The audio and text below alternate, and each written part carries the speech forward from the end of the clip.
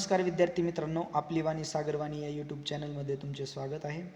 तर आजच्या लेक्चरमध्ये आपण बघूयात weathering of rocks and minerals म्हणजेच काय, तर दगड आणि वेगवेगळे जे काही मिनरल्स आहेत तर यांचं आपल्या पृथ्वी तलावर त्यांचं डिसइंटिग्रेशन आणि डिकम्पोजिशन कशा पद्धतीनं होतं, म्हणजेच काय त्यांचे जे काही मोठ्या मोठ्या दगडांमधून त्यांचं रूपांतर मातीमध्ये कसं होतं, तर हे सर्व गोष्टी आपण आजच्या लेक्चरमध्ये बघणार आहोत।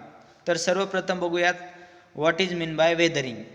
So by definition, weathering is a process of disintegration and decomposition of the rocks and minerals which are brought about by the physical agents and chemical process and it leading to the formation of regolith। Weathering म्हणजेच काय, तर जे काही वेगवेगळे Roxx and minerals असतात तर यांचं डिसइंटिग्रेशन होणे म्हणजेच काय, बारीक बारीक तुकडे तयार होणे किंवा डिकम्पोजिशन होणे म्हणजेच काय, त्यांचं विघटन होणे।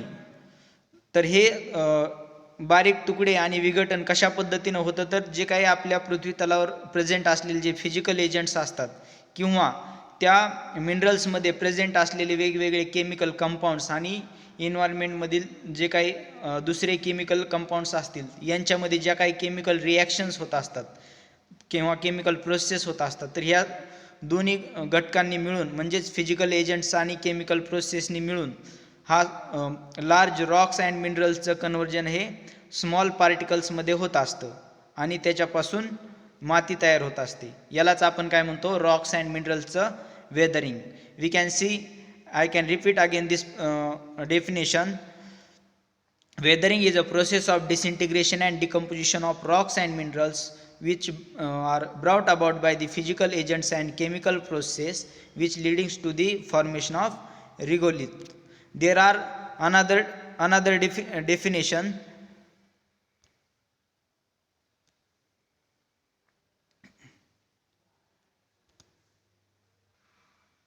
Another definition of weathering is the process by which the earth crust or lithosphere is broken down by the activities of atmosphere with the aids of the hydrosphere and biosphere। That means जे काय आपल्या earth crust आहे किंवा जो lithosphere आहे, lithosphere म्हणजेच काय, जे शिलावरण आहे, तर याचं ब्रेकडाऊन होत असतं म्हणजे छोटे छोटे तुकडे होत असतात। तर कशामुळे होत असतात, जे काय ॲटमॉस्फिअरमध्ये जे काय ऊन वारा पाऊस असेल यांच्या ॲक्टिव्हिटीजमुळे किंवा जे काही इथे प्रेझेंट असलेले वेगवेगळे मायक्रो ऑर्गॅनिझम्स असतील किंवा ॲनिमल लाईफ असतील, तर या सगळ्यांच्या ॲक्टिव्हिटीजमुळे किंवा पाण्याच्या मिक्सिंग होऊन त्यांचं जे काही दगडांचं छोटे छोटे तुकड्यांमध्ये रूपांतर होणे म्हणजेच काय, वेदरिंग होणे असं होय। Okay, this process of transformation of solid Roxx into the parent material or regolith is also known as weathering। So then we see what is mean by parent material। आता पॅरेंट मटेरियल म्हणजेच काय, तर ज्या material पासून आपली soil तयार होत असते अशा मटेरियलला आपण काय म्हणतो, parent material. That means it is the regolith or at least its upper portion of the rocks। It may be defined as the unconsolidated and more or less chemically weathered mineral material from which soil are developed। म्हणजे जो काय दगडाचा जे काय वरचं आवरण असेल दगडाचं किंवा मिनरलचं, जे थोड्याफार प्रमाणात वेदरिंग झालेलं असतं आणि ज्याच्यापासून सॉइल तयार होत असते अशा मटेरियलला आपण काय म्हणतो, parent material. And this weathering process was done by the two basic process like physical and mechanical disintegration and chemically decomposition. Okay, ज्या गोष्टी फिजिकली घडत असतात तेव्हा काय होत असतं, डिसइंटिग्रेशन होत असतं। म्हणजेच काय, जो प्रोडक्ट आहे आपला ओरिजिनल जो काय रॉक आहे त्याच्यामध्ये कुठल्याही प्रकारचं केमिकल चेंजेस न होता स्मॉल पार्टिकलमध्ये त्याचे छोटे छोटे तुकडे तयार होणे त्याला आपण म्हणतो डिसइंटिग्रेशन। आणि डिकम्पोजिशन होणे म्हणजेच काय, तर जो आपला ओरिजिनल प्रोडक्ट आहे त्याच्यामध्ये केमिकल चेंजेस होऊन नवीन प्रोडक्ट तयार होतो स्मॉल स्पीसेसमध्ये, त्याला आपण काय म्हणतो, डिकम्पोजिशन। सो फिजिकल आणि मेकॅनिकल ज्या प्रोसेस असतात आणि त्या थ्रू जे काही रॉकचं वेदरिंग होत असतं तर ते डिसइंटिग्रेशनच्या प्रोसेसनं होत असतं आणि जे केमिकल वेदरिंग होत असतं तर ते डिकम्पोजिशनच्या प्रोसेसनं होत असतं।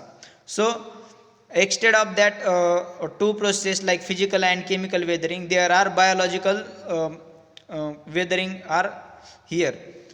ओके, तर जसं फिजिकल वेदरिंग आहे, केमिकल वेदरिंग आहे, तर त्याच पद्धतीनं आपल्याला बायोलॉजिकल वेदरिंग सुद्धा झालेलं बघायला मिळतं. तर आता हे बायोलॉजिकल वेदरिंग कशा पद्धतीनं होत असतं? बायोलॉजिकल वेदरिंग होत असताना मे बी डिसइंटिग्रेशन सुद्धा होत असतं आणि डिकम्पोजिशन सुद्धा होत असतं बायोलॉजिकल वेदरिंग होत असताना.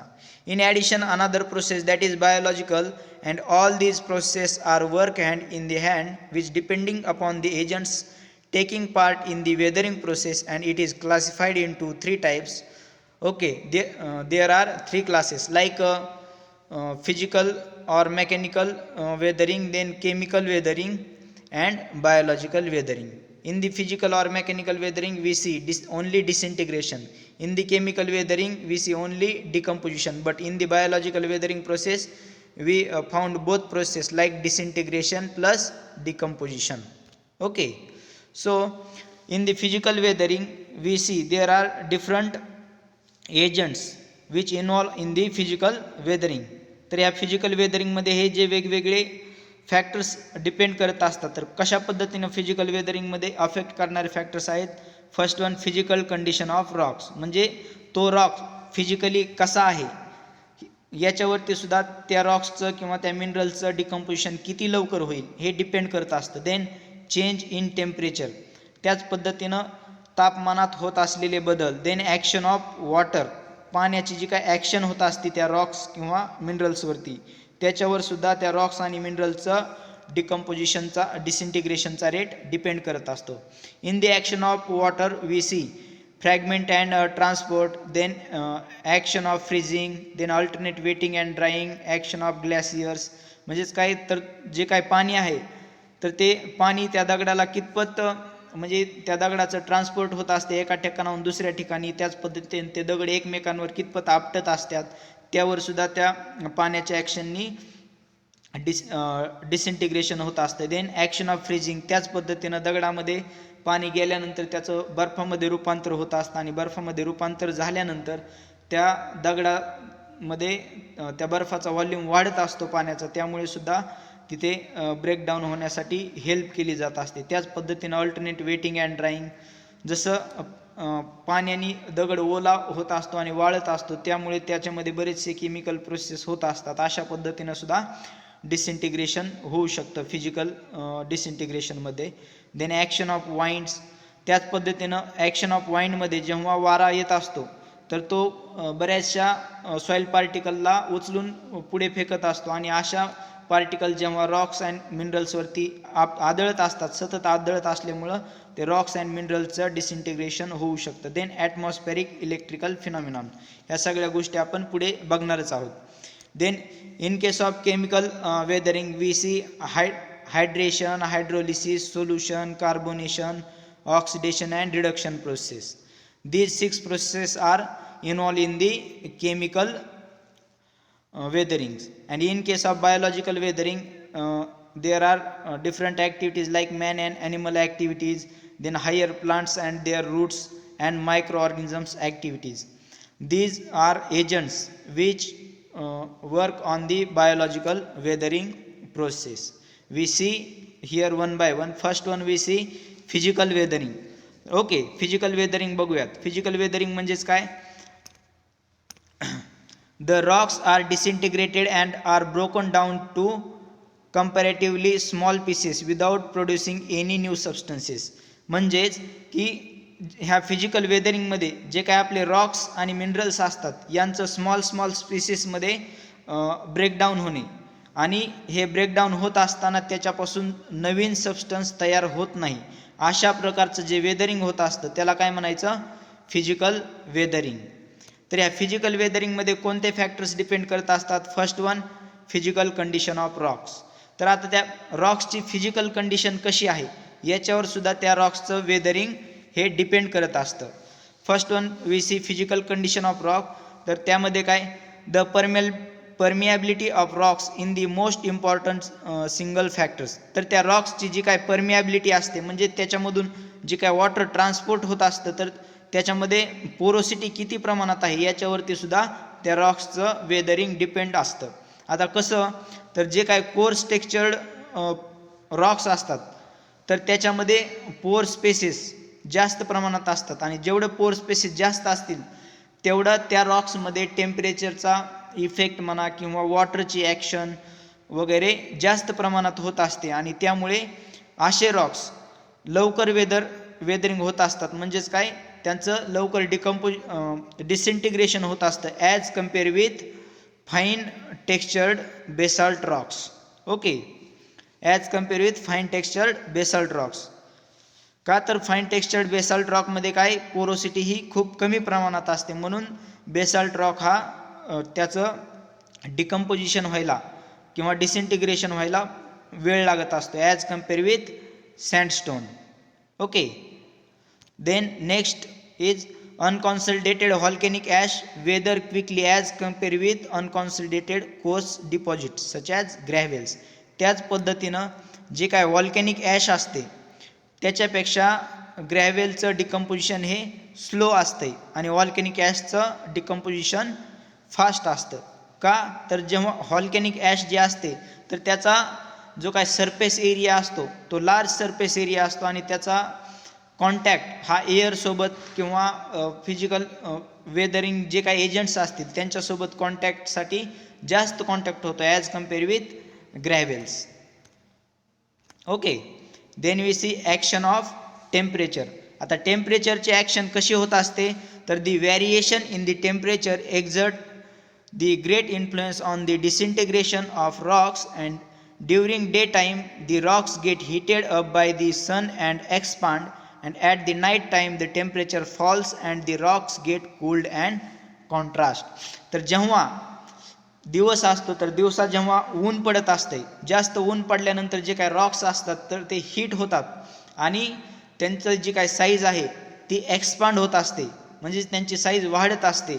आणि जेव्हा नाईट टाईम असतो, नाईट टाईमला टेम्परेचर फॉल झाल्यानंतर म्हणजेच काय टेम्परेचर कमी झाल्यानंतर थंडी पडल्यानंतर जे एक्सपांड झालेले रॉक्स असतात तर ते कूल होतात आणि कॉन्ट्रॅस्ट होतात म्हणजेच काय आकुंचन पावत असतात. तर असे एक्सपान्शन आणि कॉन्ट्रॅक्शनची जी काही प्रोसेस असते तर ती प्रोसेस कंटिन्युअसली होत गेल्यामुळं त्या रॉक्सचा जो काही वरचा पापुद्रा असतो तो ॲटोमॅटिकली निघून पडत असतो आणि अशा पद्धतीनं त्या रॉक्सचं स्मॉल स्पीसेसमध्ये कन्व्हर्जन होत असतं. अशा पद्धतीनं हीटचा त्या रॉक्सच्या डिसइंटिग्रेशन आणि वरती इफेक्ट होत असतो. Okay, so the crucible expansion of quartz is twice as compare with feldspar. त्याच पद्धतीनं आता जे काही पॅरेंट मटेरियल्स असतात आपले, फेल्डस्पार हा पॅरेंट मटेरियल जर असेल ओके तर त्याचं एक्सपान्शनचा रेट हा कमी असतो ॲज कम्पेअर विथ क्वार्ट्ज आणि क्वार्ट्जचा फेल्डस्पारपेक्षा डबल एक्सपान्शनचा रेट असतो. म्हणून फेल्डस्पारपेक्षा क्वार्ट्जचं जे काय डिकम्पोजिशन असतं हे as compare with feldspar fast होत असते. Okay, then dark coloured rock are subjected to fast change in temperature as compare with light coloured rocks. त्याच पद्धतीनं जे काही डार्क कलरचे रॉक्स आहेत, डार्क कलरमध्ये काय केलं जातं, जी काही हीट आहे कुठलाही डार्क कलर असेल आपण काय म्हणतो ब्लॅक बॉडी इज म्हणजे हीट जास्त प्रमाणात ॲब्सॉर्ब करून घेतली जाते. म्हणून उन्हाळ्यामध्ये आपल्याला डॉक्टर्स असतील किंवा मोठे लोक काय सल्ला देतात तर व्हाईट कपडे घाला, जेणेकरून त्या कपड्यांमध्ये हीट ॲब्सॉर्ब केली जाणार नाही, रिफ्लेक्ट केली जाते. त्यामुळं जेवढे डार्क कलरचे रॉक असतील याच्यामध्ये हीट लवकर जास्त ॲब्सॉर्ब करून घेतली जाते as compare with light colour rock आणि त्याच्यामुळं डार्क कलरचे जे काय रॉक्स असतात त्यांचं डिकम्पोजिशन फास्ट होतं as compare with light colored rocks. Okay, so there is one concept like exfoliation. Exfoliation means the process of the surface layer to peel off from the parent mass and the rocks ultimately disintegrated. Peel off exfoliation म्हणजेच काय, जो काय rock असतात म्हणजे जे काय दगड असतात तर त्यांच्यावरचा ह्या एक्सपान्शन आणि कॉन्ट्रॅक्शनच्या प्रोसेसनी जो वरचा लेअर निघून जात असतो, वरचा जो पापुद्रा निघून जात असतो त्याला, त्या प्रोसेसला आपण काय म्हणतो एक्सफोलिएशन.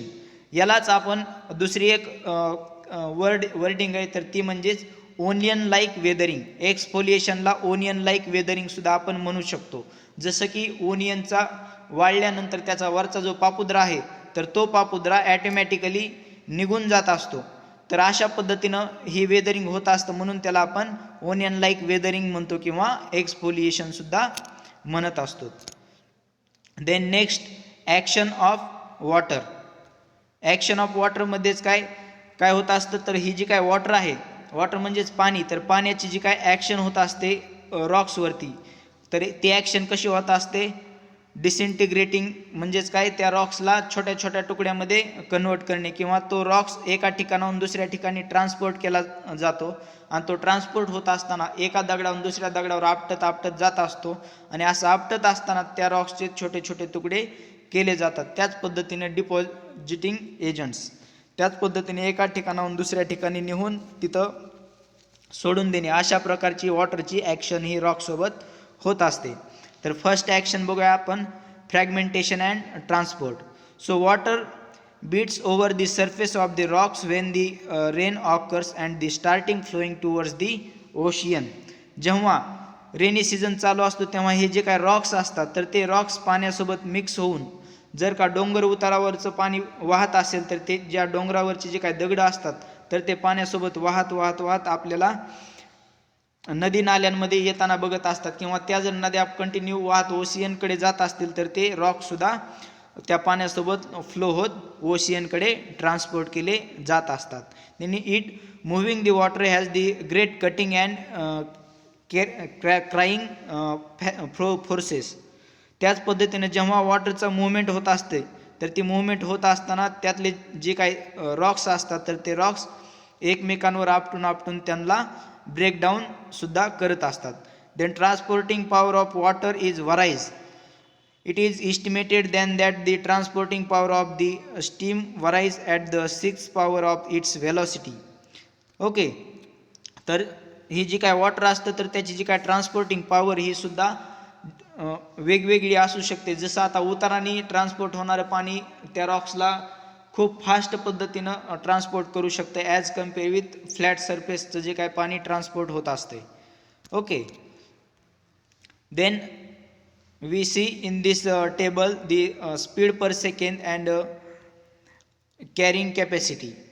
फाईन सँड पार्टिकल जर असतील तर त्याला 15 सेंटीमीटर पर सेकंद एवढ्या स्पीडनं ट्रान्सपोर्ट केलं जातं. तर ग्रॅव्हल्स जे असतात ते 30 सेंटीमीटर पर सेकंद, स्टोन्स असतील तर 1.2 मीटर पर सेकंद आणि बाउल्डर असतील तर 9 मीटर पर सेकंद एवढ्या स्पीडनं त्यांचं ट्रान्सपोर्टेशन केलं जातं. This disintegration is greater near the source of rivers than its mouth. Okay, the disintegration is greater near to the source of the rivers than the mouth. तर जे काय हे transportation होत असते तर ते ट्रान्सपोर्टेशन होत असताना जिथून त्या ट्रान्सपोर्ट होण्याची सुरुवात झालेली तर तिथला जो काय ट्रान्सपोर्टेशनचा रेट असतो तो खूप कमी असतो ॲज कम्पेअर विथ जिथे डिपॉझिट होणार असतो तिथल्या रेटपेक्षा. Okay, then next is action of freezing. आता ॲक्शन ऑफ फ्रीजिंग कशी होत असते तर जेव्हा हे काय frost is the much more effective than the heat. It is produce physical weathering. In cold region the water in the cracks and crevices freeze into the ice and the volume increases to 1/10. Okay, and as the freezing start from the top, here is no possibility of upward movement of the water and expansion. Hence the increase in the volume create the enormous outward pressure which breaks the rocks. त्याच पद्धतीने आता ही action of freezing कशी होत असते तर जे काय रॉक्सच्या आणि मिनरलच्या क्रॅक्समध्ये जे पावसाळ्यामध्ये साठून राहिलेलं पाणी असते आणि असं पाणी जेव्हा ते फ्रीजिंगची ॲक्शन होत असते म्हणजेच थंडीच्या दिवसामध्ये किंवा थंड हवेच्या प्रदेशामध्ये हे पाणी फ्रीजिंग होत असते आणि पाणी जेव्हा फ्रीज होत असतं तर फ्रीज होत असताना पाणी कधी वरच्या कडेपासून खालच्या कडेपर्यंत फ्रीजिंग होत असते. म्हणून जेव्हा पाणी फ्रीज होत असतं तेव्हा जरी त्या पाण्याची साईज ही 1/10 साईज वाढत असते. म्हणजे समजा जर का 100 ml पाणी असेल, 100 ml व्हॉल्यूम जर का पाण्याचा असेल आणि ते जर फ्रीज झालं तर त्याचा व्हॉल्यूम हा 110 ml एवढा वाढत असतो. ओके, म्हणजे 10% त्याचा व्हॉल्यूम वाढत असतो.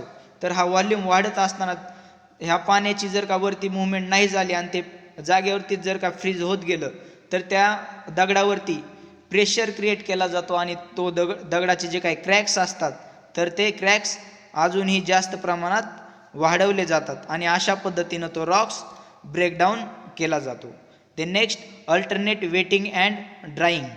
त्याच पद्धतीनं जे काही रॉक्स वरती जे काय पाणी वगैरे साठलेलं असतं तर त्याच्यामध्ये कंटिन्युअसली ओलं होणे आणि वाळणे, तर असं होत असताना त्या रॉक्समध्ये काय होतं, श्रिंकेज होत असतात. Okay, when some natural substances increase the considerably in volume on the wetting and shrink on the drying.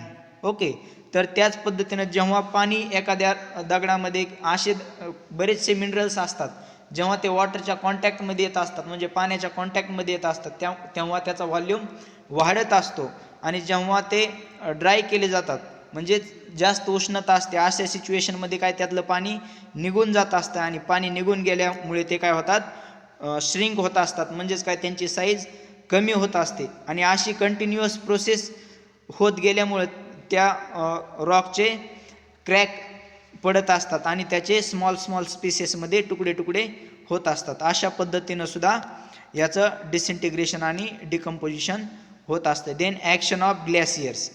तर जेव्हा कोल्ड रिजनमध्ये स्नोफॉल वगैरे जेव्हा होत असतो, कंटिन्युअस स्नोफॉल होत असताना जो काही त्याच्या आईस सीट्स तयार होत असतात, कंटिन्युअस स्नोफॉल झाल्यामुळं त्याच्या ज्या काही आईस सीट्स तयार झालेल्या असतात तर त्या जेव्हा खूप एकावरती एक त्याची जास्त थर झाल्यानंतर त्या आईस सीट्स ह्या डोंगरावरून खाली घसरल्या जातात. म्हणजेच त्यांचं काय होतं, आईस स्लायडिंग होत असते आणि आईस स्लायडिंग होत असताना त्यांची मूवमेंट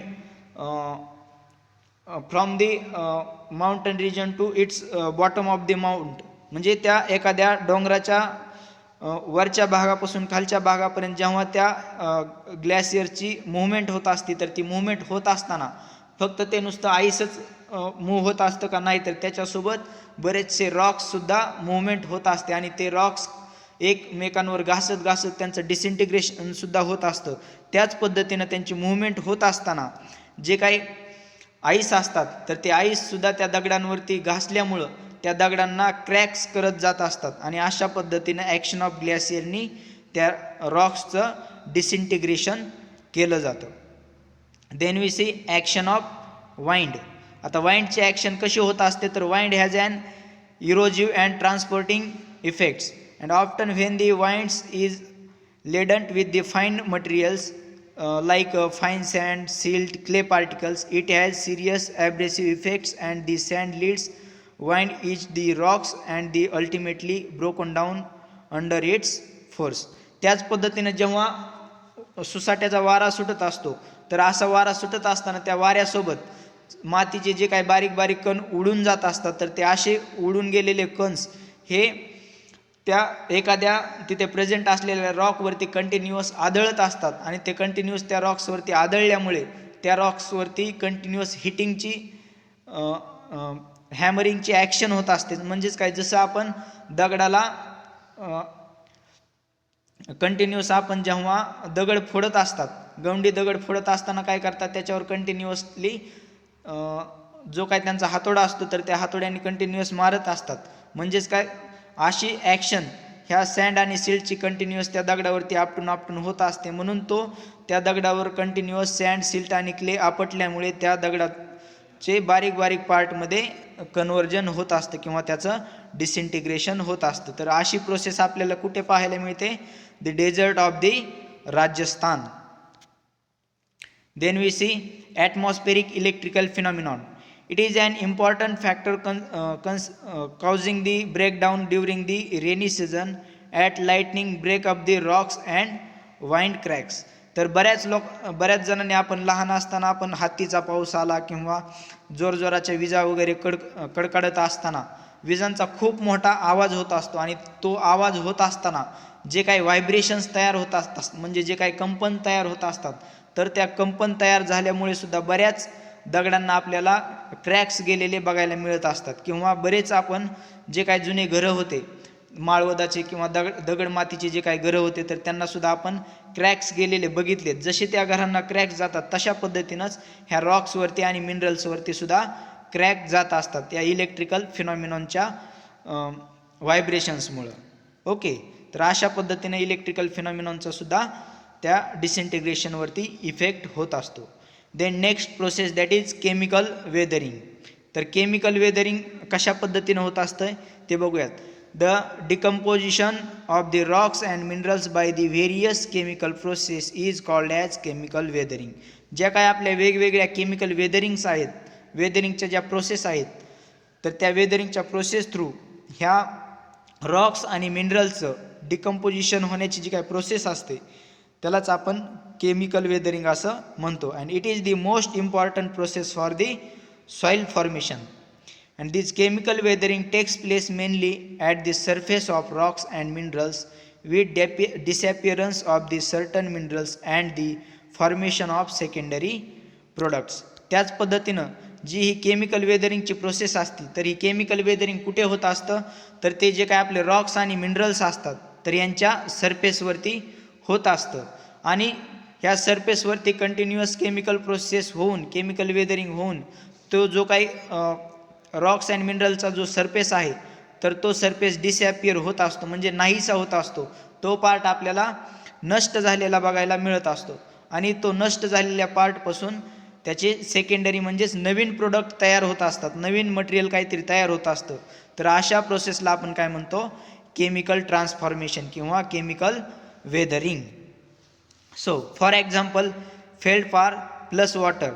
फेल्डस्पार मिनरलमध्ये जेव्हा वॉटरचं ॲडिशन केलं जातं तर त्याच्यापासून क्ले मिनरल्स तयार होतात, किंवा त्याच्यामधील जे काय फेल्डस्पारमध्ये जे काय वेगवेगळे सोल्युबल कॅटायन आणि ॲनायन्स असतात तर ते कॅटायन आणि ॲनायन्स हे बाहेर पडले जातात. अशा पद्धतीनं केमिकल वेदरिंग होत असते. This chemical weathering becomes more effective as the surface area of the rocks increases. तर जेवढा रॉक्सचा सरफेस एरिया वाढेल किंवा जेवढा रॉकचा सरफेस एरिया केमिकल प्रोसेसला मिळेल तितक्या फास्ट त्या रॉक्सची केमिकल वेदरिंगची प्रोसेस होत असते. Then we see since the chemical reactions occurs largely on the surface of the rocks, therefore the smaller the fragments the greater the surface area per unit volume available for the reactions. जेवढा त्या Roxx आणि मिनरलचा surface area वाढलेला असेल तेवढा कुठल्याही केमिकल्सला किंवा कुठलीही chemical process व्हायला जो सरफेस एरिया जास्तीत जास्त प्रमाणात येत असतो आणि त्या वॉटरला जास्तीत जास्त प्रमाणात सरफेस एरिया मिळाल्यामुळे तिथे रिॲक्शन होण्यासाठी सुद्धा जास्त एरिया मिळत असतो, म्हणून त्यांचं डिकम्पोजिशन लवकर होत असतं ॲज कम्पेअर विथ कमी सरफेस एरिया असलेल्या रॉक्सपेक्षा. So this effectiveness of this chemical weathering is closely related to the mineral composition of these rocks. Like quartz responds the far slower to the chemical attack than the olivine and pyroxenes. त्याच पद्धतीनं हे chemical वेदरिंगची जी काय process आहे तर ते parent मटेरियलवरती सुद्धा किंवा त्याच्यात कुठलं मटेरियल कंपोजिशन आहे त्या रॉक्स आणि मिनरल्समध्ये काय मिनरल कंपोजिशन आहे याच्यावरती सुद्धा त्यांचं केमिकल वेदरिंग हे डिपेंड करत असतं, म्हणजे स्लोली होईल की फास्ट होईल. फॉर एक्झाम्पल क्वार्ट्जची केमिकल वेदरिंग स्लोली असते as compare with pyroxenes and olivines. Okay, then we see this chemical process. First one is hydration. Hydration means addition of water. Okay, तर हायड्रेशनची जी काय प्रोसेस होत असते तर हायड्रेशनच्या प्रोसेसमध्ये काय होत असतं, जे आपलं वॉटर मॉलिक्युल्स असतात तर ते वॉटर मॉलिक्युल्स हे त्या रॉक्सच्या मॉलिक्युलसोबत मिक्स होत असतात आणि अशा पद्धतीनं त्याचं वन मटेरियलपासून नेक्स्ट प्रोडक्ट तयार होत असतं. Okay, the chemical combination of water molecules with a particular substance or mineral leading to change in its structure. Okay, so the soil forming minerals in rocks do not contain any water and they undergo hydration when expand to the humid conditions. तर जेव्हा एखाद्या रॉक्समध्ये वॉटरचं addition होत असतं तेव्हा काय होत असतं, त्याचं एक्सपान्शन होत असतं, म्हणजेच त्याची साईज वाढली जात असते ह्युमिड कंडिशनमध्ये. And upon hydration there is swelling and increase in its volume of the mineral and these mineral lose their luster and become soft, and it is one of the most common process in the nature and works with the secondary minerals such as aluminum oxides and iron oxides minerals and gypsums. Okay, we see here example.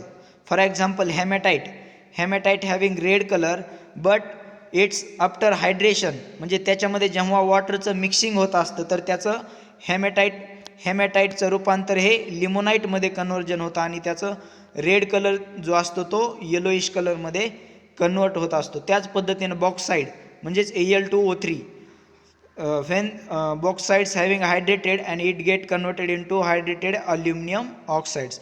When anhydrides having calcium, that means calcium sulfate was hydrated, then it get converted into gypsum, that is CaSO4 twice H2O.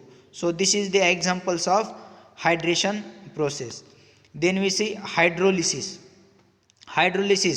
It is the most important process in the chemical weathering, and it is due to the dissociation of H2O molecules into the H plus and OH minus ions, which chemically combine with the minerals and bring about changes such as, for example, decomposition of crystalline structure and the formation of new compounds. Water act as a weak acid and silicate minerals. We see here the example. Okay, तर ही हायड्रोलिसिसच्या प्रोसेसमध्ये काय होत असतंय, तर जो काय H2O molecules असतो, म्हणजे वॉटरचा जो H2O मॉलिक्युल्स आहे याच्यामधून दोन वेगवेगळे मॉलिक्युल्स बाहेर पडत असतात. H प्लस वेगळा होतो आणि OH मायनस वेगळा होतो, आणि हे H प्लस आणि OH मायनस जे वेगवेगळे झालेले कंपाऊंड्स असतात तर ते कंपाऊंड्स हे रॉक्सच्या कंपाऊंडसोबत मिक्स होत असतात, आणि त्या रॉक्सच्या कंपाऊंड्स किंवा त्या मिनरल्सचे सुद्धा दोन पार्ट होत असतात, आणि त्यातला H प्लस आयन हा एका पार्टसोबत कंबाईन होतो आणि OH मायनस हा दुसऱ्या पार्टसोबत कंबाईन होत असतो, आणि अशा पद्धतीनं तिथं डिकम्पोजिशन होत असतं. For example we see orthoclase, that means KAlSi3O8 which was combine with the H2. तर हा ऑर्थ्रोक्लेज जेव्हा पाण्यासोबत कंबाईन होत असतो, याची पाण्यासोबत जेव्हा रिॲक्शन होत असते, तर ती रिॲक्शन होत असताना KAlSi3O8 पासून पोटॅशियम हा सेपरेट होतो, आणि पोटॅशियम हा OH सोबत बाइंड होतो, आणि AlSi3O8 हा हायड्रोजन सोबत कंबाईन होत असतो, आणि ऑर्थ्रोक्लेज पासून ॲसिड सिलिकेट क्ले आणि KOH हा सेपरेट कन्वर्ट होत असतात. आणि त्या ॲसिड सिलिकेट क्लेमध्ये परत जेव्हा वॉटरचं ॲडिशन होत असतं तर त्याच्यापासून परत आपल्याला हायड्रेटेड ॲल्युमिनियम ऑक्साईड्स आणि सिलिसिलिक ॲसिड्स असे दोन वेगवेगळे प्रोडक्ट्स आपल्याला बघायला मिळत असतात. Okay, so this reaction is important because of two reasons. The clay bases and silicilic acid, the substances formation these reactions are available to the plants. तर ह्या प्रोसेसमधून जे काही वेगवेगळे क्ले मिनरल्स असतात ते प्लस त्याच्यापासून जे काय सेपरेट आउट झालेले मिनरल्स असतात तर ते प्लांट्सला लवकरात लवकर अवेलेबल होत असतात. त्यामुळे ही प्रोसेस प्लांटसाठी खूप महत्त्वाची असते. त्याच पद्धतीनं हायड्रोलिसिसच्या प्रोसेसला आपण डबल डिकम्पोजिशन प्रोसेससुद्धा म्हणतो. का डबल डिकम्पोजिशन प्रोसेस म्हणतो, तर त्याच्यापासून दोन वेगवेगळे प्रोडक्ट तयार होत असतात किंवा त्याची दोन वेगवेगळ्या प्रकारे रिॲक्शन होत असते, म्हणून आपण त्याला डबल डिकम्पोजिशन प्रोसेस असं सुद्धा म्हणत असतो. Then next process that is solution process. आता ह्या सोल्युशन प्रोसेसमध्ये काय होतं, तर some substances present in the rocks are directly soluble in the water. तर ह्या रॉक्समध्ये जे काही बरेचसे असे केमिकल सबस्टन्सेस प्रेझेंट असतात जे वॉटरच्या कॉन्टॅक्टमध्ये आल्यानंतर ते डायरेक्टली सोल्युबलाइज होत असतात, आणि त्याचं रूपांतर ते पाण्यासोबत मिक्सअप होऊन त्या दगडामधून सेपरेट आउट होत असतात. आणि असं सेपरेशन झाल्यामुळं, असं मटेरियल रिमूव्ह झाल्यामुळं तो जो काय रॉक्स असतो तो लूज होत असतो, आणि तो जास्त काळ हा ॲज इट इज राहू शकत नाही. त्याच्यावर जेव्हा फिजिकल एजंटची ॲक्शन होते तेव्हा तो रॉक डिसइंटिग्रेटेड झालेला असतो किंवा त्याचे स्मॉल स्मॉल तुकडे होत असतात. So these soluble substances are removed by the continuous action of water and the rocks no longer remain solid and they form holes, rills or rough surface and ultimately falls into the pieces or decomposes. The action is considerably increases when the water is acidified by the dissolution of the organic and inorganic acids like halite. Halite means NaCl was reacted with H2O and it gauge NaCl molecules are dissociated in the Na plus and Cl minus. Okay, this form the dissolved ions in the water. So as like that solutionation process also decomposes the rocks material. Then next one is carbonation. Carbonation means carbon dioxide when dissolved in the water it form the carbonic acids. तर जे काय carbon dioxide हा जो काही एअरमध्ये present असतो तर तो carbon dioxide जेव्हा वॉटरमध्ये डिझॉल्व्ह होत असतो तर त्याच्यापासून कार्बोनिक ॲसिड तयार होत असतं आणि असं कार्बोनिक ॲसिड जेव्हा काही रॉक्स अँड मिनरल्स सोबत जेव्हा रिॲक्ट होत असतं तर त्याच्यापासून कॅल्शियम बायकार्बोनेट, फॉर एक्झाम्पल कॅल्साईटचं घ्या, कॅल्साईटसोबत हे कॅल्शियम बायकार्बोनेटची रिॲक्शन झाल्यामुळे कॅल्शियम बायकार्बोनेट हा प्रोडक्ट तयार होत असतो आणि हा कॅल्शियम बायकार्बोनेट हा प्रोडक्ट हा वॉटरमध्ये रेडिली सोल्युबल असतो आणि अशा पद्धतीनं त्याचं डिकम्पोजिशन होत असतं. So this carbonic acid attack many rocks and minerals and bring them into the solution, and this carbonated water has an etching effect on the some rocks especially like limestone, and this removal of the cement that hold sand particles together leads to their disintegration processes. So then next, oxidation process. Oxidation means the process of addition or combination of oxygen to the minerals. Oxidation म्हणजेच काय, जो काय कुठलाही minerals असेल तर त्याच्यामध्ये O2 मॉलिक्यूलचं addition होणे त्यालाच आपण काय म्हणतो oxidation. And this absorption of usually from the oxygen dissolved in the soil water and that present in the atmosphere. The oxidation is more active in the presence of the moisture and results in the hydrated oxides. For example, mineral containing Fe and Mg.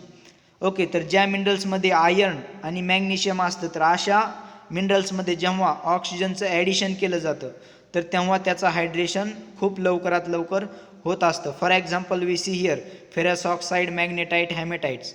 They are reacted with the oxygens and it get converted into ferrous oxide to ferric oxide, then magnetite to hematite, and hematite again hydrated with the water and it get converted into limonite.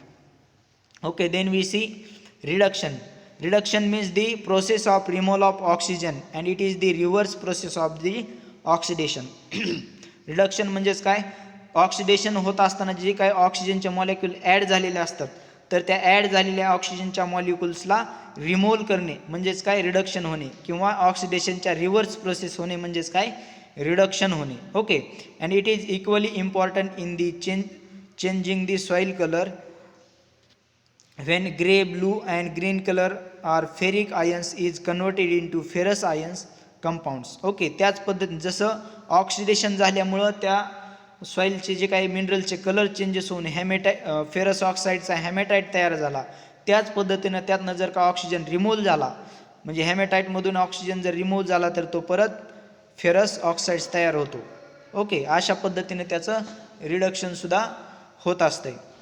Then in conclusion, during the chemical weathering, igneous and metamorphic rocks can be regretted as involving the destruction of primary minerals and the production of secondary minerals. In sedimentary rock, which it is made up of primary and secondary minerals, weathering acts initially to the destroy and relatively weak bonding agents, and the particles are free and can be individually subjected to the weathering. तर ह्या reduction होत असताना काय होतं, त्याच्यातले जे oxygen molecules निघून गेल्यामुळं बरेचसे पार्टिकल्स हे एकमेकांपासून जे काही केमिकली बॉन्डनी बाइंड झालेले असतात तर ते सेपरेट आउट होत असतात, म्हणजे ते एकमेकांपासून वेगळे होतात आणि ते वेगळे झालेले पार्टिकल हे डिकम्पोजिशन त्यांचं फास्ट पद्धतीनं होत असते.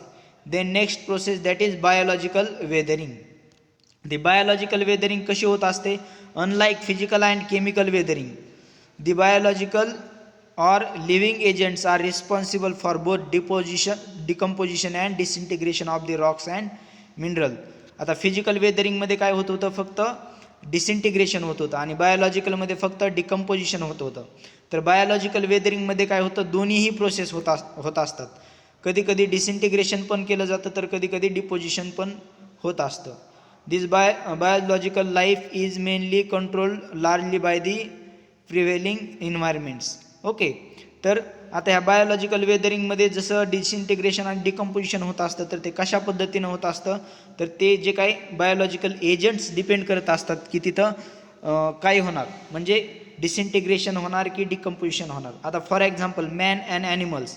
आता जेव्हा मॅन आणि ॲनिमल्स जे काय असतात, तर मॅन्स हा त्यांच्या राहण्यासाठी किंवा ॲनिमल्ससाठी जे काय रोड कन्स्ट्रक्शन करत असतो, बिल्डिंग्स कन्स्ट्रक्शन करत असतात किंवा डॅम बांधत असतात किंवा वेगवेगळे चॅनल्स तयार करत असतात वॉटरच्या मुवमेंटसाठी, तर तेव्हा ते काय करत असतात? डायरेक्टली फिजिकली ॲक्शन करत असतात, म्हणजेच कुठलंही इन्स्ट्रुमेंटद्वारे तर त्या रॉकचं ब्रेकडाऊन केलं जातं. किंवा जेव्हा शेतकरी बैलगाडी घेऊन शेतामध्ये जात असतो, तर तो काय बैलगाडीचे चाकं दगडावरून आपटत आपटत जात असतात, आणि तर ते दगडावरून आपटत जात असताना त्या दगडावरती ब्रेकडाऊन केलं जातं. त्याच पद्धतीने जे काय ॲनिमल्स असतात, तर ते ॲनिमल्स एका ठिकाणाहून दुसऱ्या ठिकाणी जेव्हा त्यांची मूव्हमेंट होत असते, तर त्यांच्या पायाखाली जेव्हा जे काय दगडं वगैरे तुडवले जात असतात, जेव्हा त्या दगडांवरती केमिकली रिॲक्शन झालेले असतात आणि त्याचा जो काय पॅरेंट मटेरियल जे आहे वरचा सरफेस तो लूज झालेला असतो, असा सरफेस जेव्हा ॲनिमलच्या पायाखाली दबला जातो, तेव्हा तो त्याचे तुकडे तुकडे होत असतात. अशा पद्धतीनं मॅन अँड ॲनिमल्स करून त्या रॉक्स अँड मिनरलचं डिसिंटिग्रेशन होत असतं किंवा कधी कधी डिकम्पोजिशनसुद्धा केलं जातं, जेणेकरून जे ॲनिमल्सकडून जे काही वेगवेगळे केमिकल्स त्यांच्या शरीरामध्ये सिक्रीट होत असतात आणि असे सिक्रीट झालेले केमिकल जेव्हा त्यांच्या एक्सक्रीटामधून बाहेर टाकले जातात आणि असे केमिकल्सचा जेव्हा रॉक्स अँड मिनरल्सच्या कॉन्टॅक्टमध्ये येत असतात, तेव्हा त्यांचं त्या रॉक्स अँड मिनरलचं डिकम्पोजिशनसुद्धा केलं जाऊ शकतं. Okay, then higher plants and their roots. आता जे काय मोठमोठे झाडं असतात, फॉर एक्झाम्पल पिंपल ट्रीज वगैरे, तर असे जे काय रॉक्स असतात, असे जे प्लांट्स असतात, तर असे प्लांट्स काय करतात? खडकावरती वगैरे ग्रो झालेले असतात. तर हे प्लांट्स जेव्हा खडकावरती वगैरे ग्रो होत असतात, तेव्हा त्यांच्या ग्रोथ अँड डेव्हलपमेंटसाठी जी काय वॉटरची रिक्वायरमेंट असते, तर असे ट्री काय करत असतात? त्या रॉक्समध्ये जिथे त्यांना क्रॅक दिसतील, तर त्या क्रॅक्समधून त्यांचे रूट्स हे पेनेट्रेट करत असतात towards the source of water, म्हणजे एखाद्या पाण्याच्या सोर्सकडे पेनेट्रेट करत असतात आणि ज्या दिशेने पाण्याचा सोर्स दिसेल ते त्या दिशेने वाढत वाढत जात असतात त्या रॉक्सच्या क्रॅक्समधून.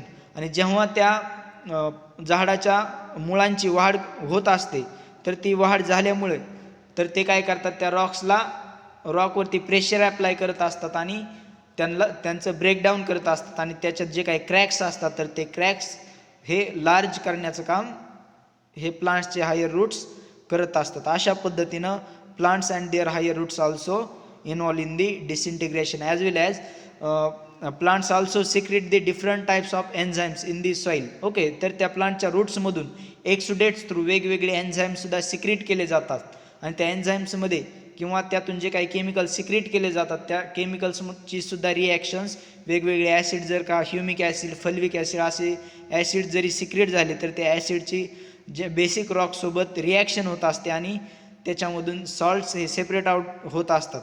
ओके, अशा पद्धतीनं सुद्धा प्लांट आणि their roots also working as a disintegration and decomposition of the rocks and minerals.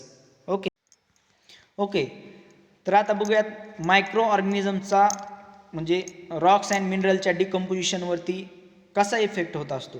तर हे जे काय मायक्रो ऑर्गॅनिझम्स आपल्या सॉईलमध्ये प्रेझेंट असतात, तर हे मायक्रो ऑर्गॅनिझम्स हे खूप स्मॉल क्वांटिटीमधील त्यांना जे काही रॉक्स अँड मिनरल्समधून एक्झर्ट म्हणजे एक्स्ट्रॅक्ट होत असलेले जे काही न्यूट्रिएंट्स असतात तर ते खूप कमी प्रमाणात लागत असतात त्यांच्या ग्रोथ अँड डेव्हलपमेंटसाठी. तसंच त्यांना जे काही वॉटरची रिक्वायरमेंट असते तर हे खूप स्मॉल क्वांटिटीमध्ये वॉटरमध्ये सुद्धा ते त्यांची लाईफ सायकल कंप्लीट करू शकत असतात, म्हणून ते त्या सॉईलमध्ये प्रेझेंट राहत असतात. आणि जेव्हा ते त्यांची लाईफ सायकल कंप्लीट करत असतात, त्यांचं जे काही रेस्पिरेशनची प्रोसेस होत असते तर ती रेस्पिरेशनची प्रोसेस होत असताना किंवा ते मिनरल्स खात असताना किंवा त्या सॉईलमध्ये जे काही ॲनिमल्स, हायर प्लांट्स वगैरे प्रेझेंट असतात त्यांचं ब्रेकडाऊन करत असताना त्यांच्यापासून वेगवेगळे केमिकल्स हे सिक्रीट केले जात असतात.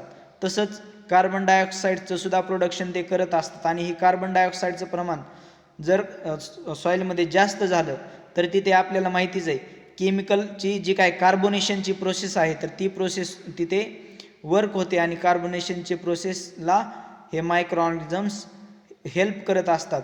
आणि अशा पद्धतीनं मायक्रो ऑर्गॅनिझमसुद्धा रॉक्स अँड मिनरलचं डिसइंटिग्रेशन आणि डिकम्पोजिशन करण्यासाठी मदत करत असतात. Thank you friends for watching this video. असेच सॉईल सायन्सच्या नवनवीन व्हिडिओ बघण्यासाठी आपल्या चॅनलला लाईक करा, सबस्क्राईब करा आणि आपलं चॅनल आपल्या इतर सॉईल सायन्सच्या विद्यार्थ्यांपर्यंत पोहोचवायला विसरू नका. आपली वाणी सागरवाणी. धन्यवाद.